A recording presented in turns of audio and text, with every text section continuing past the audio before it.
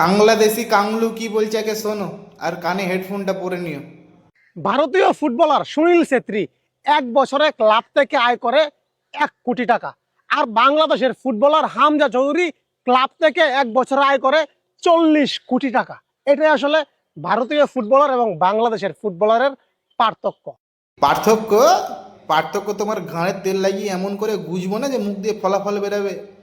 40 কোটি টাকা, হ্যাঁ, ক্লাব থেকে পায়। তোমার 400 টাকা তোমাদের প্লেয়ার একসাথে দেখেছে কোনো দিন? 40 কোটি টাকা। যাই হোক, ঘটনাটা শোনো। ঘটনাটা হচ্ছে ফিফার আন্ডারে 211টা দেশ রয়েছে যারা ফুটবল খেলে, ঠিক আছে? তার মধ্যে বাংলাদেশের র্যাঙ্কিং 190। প্রথম প্রথম ফিফা নিতে চাইছিল না বাংলাদেশকে, কারণ বুঝতেই পারছিল না এটা দেশ নাকি কি। তো বাংলাদেশ নিজেদেরকে প্রমাণ করার জন্য যে আমরা একটা দেশ, ওরা নিজেদের নামের পিছনে একটা দেশ লাগিয়ে দিয়েছে। তুমি পৃথিবীতে আর কোথাও এরকম কোনো কান্ট্রি পাবে না যাদের নামের পিছনে দেশ রয়েছে, একমাত্র বাংলাদেশ। নামের পিছনে দেশ নিয়ে ঘুরে বেড়াচ্ছে, নিজেদেরকে প্রুফ করছে যে আমরা বাংলাদেশ, আমরাও একটা দেশ বাড়া। যাই, এটা হলো ফুটবলের কথা। ক্রিকেটের কথা বলি, ওদের একটা প্লেয়ার আছে নাজিমুল হাসান শান্ত। ও মানে বিশালই গুদমারানির বেড়া, ঠিক আছে? ওর স্যালারি হচ্ছে 10 লাখ টাকা।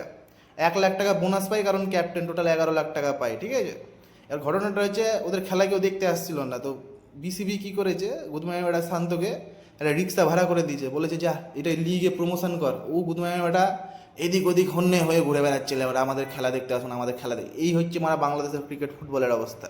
আর তোমরা লোকরা আমাদের সাথে চোদাতে আসছো বানা, হ্যাঁ? গুদমাইনি 40 কোটি টাকা, 400 টাকা তোরা কোনোদিন একসাথে দেখেছিস বানা? 400 টাকা তো অনেক বেশি বললাম, মানে 40 টাকা দেখেছিস একসাথে?